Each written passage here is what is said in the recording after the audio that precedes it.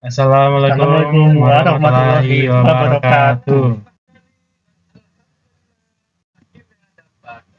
Perkenalkan, nama saya Jimmy Purba dengan NIM 707082400066. Dan saya Teguh Syamil dengan NIM 7070824000138.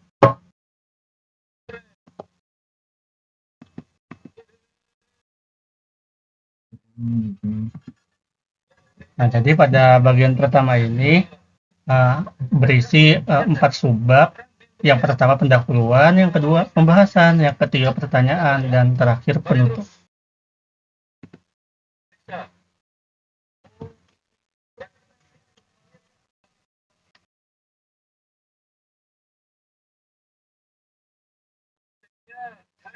Nah, pada bagian pendahuluan, maka saya akan menjelaskan dinamika antara manusia dan kecerdasan buatan AI dalam konteks masa depan menyoroti keunggulan masing-masing pihak.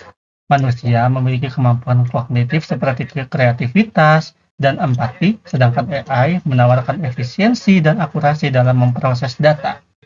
Hal ini memunculkan perdebatan mengenai kemungkinan kolaborasi atau dominasi AI dalam dunia kerja.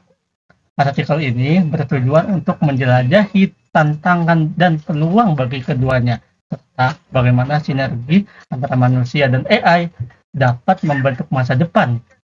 Pentingnya topik ini dibahas yaitu untuk dapat memperoleh pemahaman yang lebih baik tentang diri sendiri, kemampuan kita, dan bagaimana kita dapat mengembangkan potensi kita untuk menjadi lebih cerdas dan berkontribusi pada masyarakat yang lebih luas.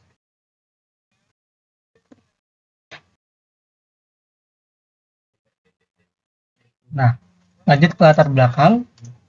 Topik manusia versus AI ini versus kecerdasan buatan dalam dunia pekerjaan mencerminkan dinamika yang kompleks antara manusia dan teknologi yang memerlukan analisis mendalam untuk memahami implikasi dan peluang yang ada. Nah, diskusi ini penting untuk membentuk masa depan dunia kerja dan memastikan bahwa kemajuan teknologi memberikan manfaat yang maksimal bagi semua pihak.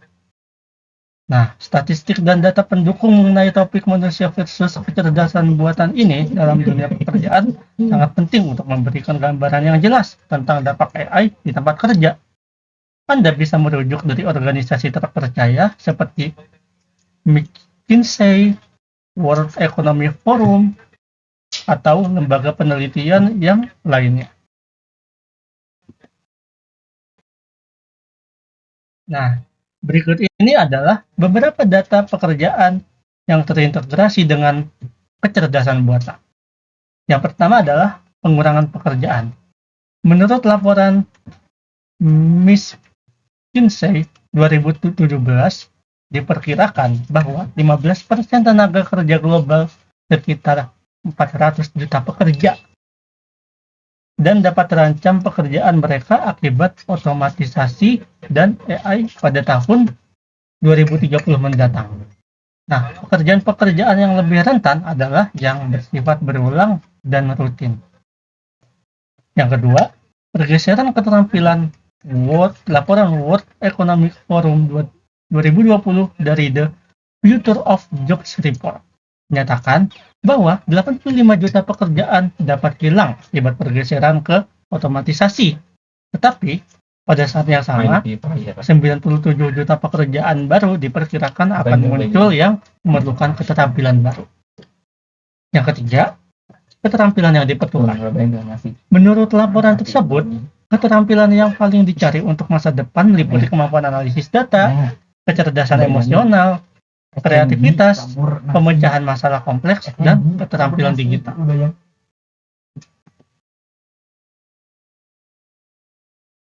Lanjut, yang keempat adalah adopsi AI di bisnis. Di tahun 2020, survei oleh Deloitte menunjukkan bahwa sekitar 63% perusahaan telah mengadopsi beberapa bentuk AI.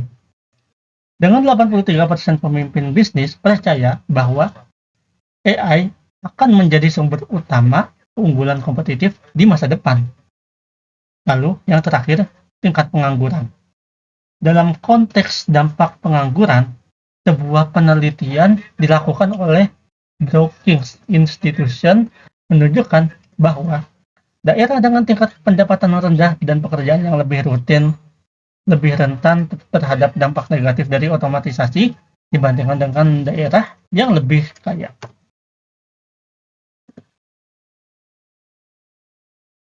Nah, berikut ini disajikan beberapa tabel berdasarkan kategori penggunaan AI di Indonesia itu sendiri.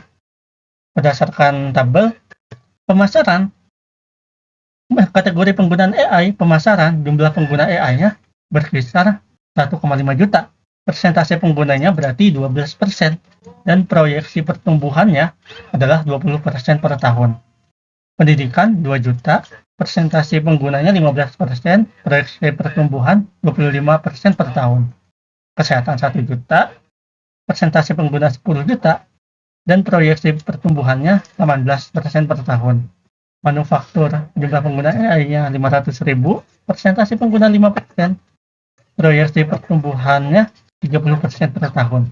Dan telekomunikasi 700.000, persentase penggunanya 8%, dan proyeksi pertumbuhannya 15% per tahun. Bisa dilihat di sini mungkin orang Indonesia sudah memakai setengah untuk penggunaan AI ini. Ini dia grafik berdasarkan penggunaan AI di Indonesia.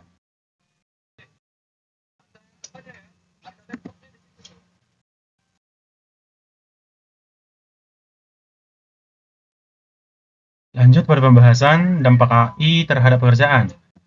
Kecerdasan buatan AI telah merevolusi dunia kerja dengan kemampuannya mengotomasikan tugas-tugas rutin dan berulang. Hal ini berpotensi menggantikan beberapa pekerjaan yang sebelumnya dilakukan oleh manusia. Namun di sisi lain, AI juga menciptakan peluang baru dengan meningkatkan produktivitas dan efisiensi. Pekerjaan yang membutuhkan kreativitas, keterampilan sosial, dan pemecahan masalah kompleks cenderung lebih tahan terhadap otomatisasi. AI lebih berfungsi sebagai alat bantu yang telah melengkapi kemampuan manusia, memungkinkan kita untuk fokus pada tugas-tugas yang lebih strategis dan bernilai tinggi.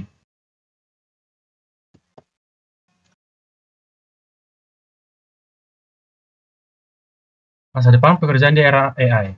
Munculnya AI akan melahirkan jenis pekerjaan baru yang belum pernah ada sebelumnya. Misalnya, ahli etika AI, spesialis data, dan arsitek dalam AI. Pekerjaan-pekerjaan ini akan berfokus pada pengembangan, pengelolaan, dan pemanfaatan teknologi AI.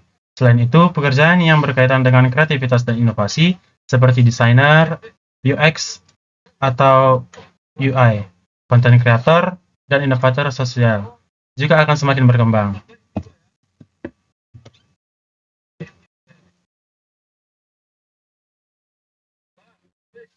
Pada bagian isi, keterampilan dan pelatihan yang diperlukan di era AI. Bisa dilihat pada PPT berikut, yaitu pemrograman. Menguasai bahasa pemrograman seperti Python, R, atau Java akan sangat membantu dalam bekerja dengan data dan membangun model AI. Analisis data. Di era AI ini, kemampuan untuk mengumpulkan, membersihkan, dan menganalisis data besar adalah kunci untuk mendapatkan insight berharga dari data. Yang ketiga ada machine learning, yaitu memahami konsep dasar machine learning seperti supervised learning, unsupervised learning, dan deep learning. Akan memungkinkan Anda untuk menentukan model AI yang akan dipergunakan.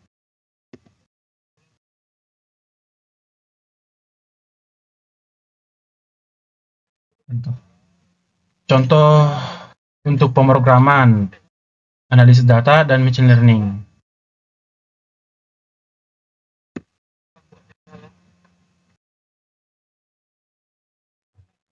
Masuk pada analisis topik masa depan pekerjaan di era kecerdasan buatan AI. Yang pertama, transformasi pekerjaan. Yang pertama itu contohnya automatisasi tugas rutin. Yang kedua, peran baru. Untuk materi yang kedua, skill yang diperlukan. Contohnya, keterampilan teknologi dan keterampilan serba bisa. Yang ketiga, perubahan di berbagai sektor. Contohnya sektor kesehatan, pendidikan, pemasaran, dan penjualan. Yang keempat, dampak sosial dan ekonomi. Contohnya ketidaksetaraan pekerjaan, pergeseran dunia kerja.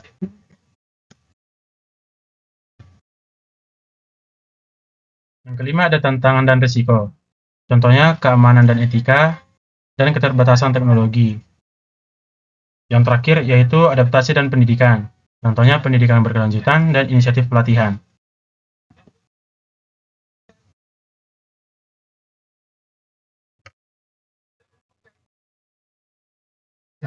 Lalu lanjut pada bagian analisis topik keterampilan dan pelatihan yang diperlukan di era AI. Yang pertama adalah keterampilan teknologi dan digital. Meliputi yaitu pemrograman, analisis data, dan keterampilan dan pembelajaran mesin. Lalu yang kedua adalah keterampilan yang meliputi keterampilan komunikasi dan kerja sama tim. Lalu yang ketiga adalah keterampilan manajerial dan strategis yang meliputi kemitraan antara industri dan pendidikan dan program magang dan praktik kerja. Lalu yang keempat adalah adaptasi terhadap perubahan yang meliputi kesadaran akan perubahan dan mengelola kecemasan.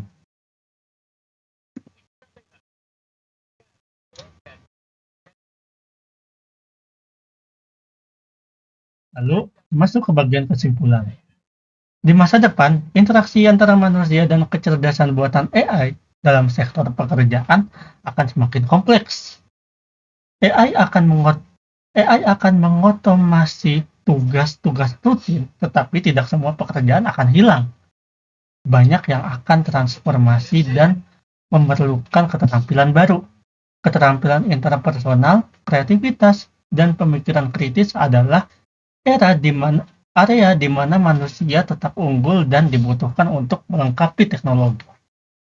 Kolaborasi antara manusia dan AI akan menjadi norma dengan teknologi yang digunakan untuk meningkatkan produktivitas. Pendidikan dan pelatihan harus beradaptasi untuk mempersiapkan tenaga kerja menghadapi perubahan ini. Dan perhatian terhadap isu etika dalam menggunakan AI menjadi sangat penting, meskipun ada tantangan. Era AI juga membuka peluang baru di berbagai sektor, menunjukkan bahwa masa depan pekerjaan merupakan sinergi di mana manusia dan AI dapat saling melengkapi. Lalu di sini masuk ke bagian pertanyaan. Apa saja sih jenis pekerjaan yang paling rentan terhadap otomatisasi oleh AI?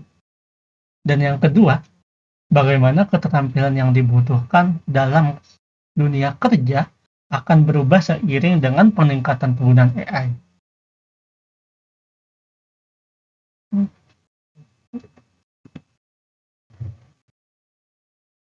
Dan terima kasih sudah selesai slide presentasi kami. Wassalamualaikum warahmatullahi wabarakatuh.